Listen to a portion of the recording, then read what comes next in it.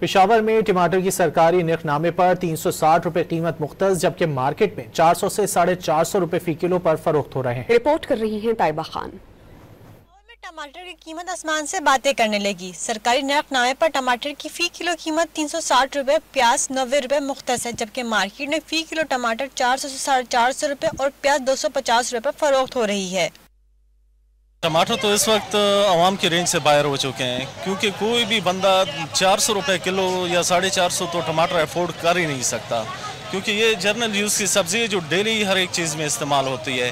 बाकी हमारे अब ये गवर्नमेंट का फ़र्ज़ है कि वो इस चीज़ को कंट्रोल करें, प्राइसेस को कंट्रोल करें। सब्ज़ी बहुत टमाटर 450 किलो, 200 रुपये प्याज किलो हो गया।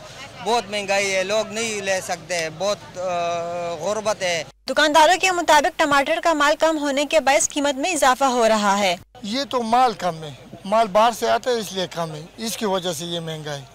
जब माल मार्केट में ज़्यादा होगा तो खामखा इससे रेट कम हो जाएगा। अभी माल है नहीं बाजार में, यही वजह है।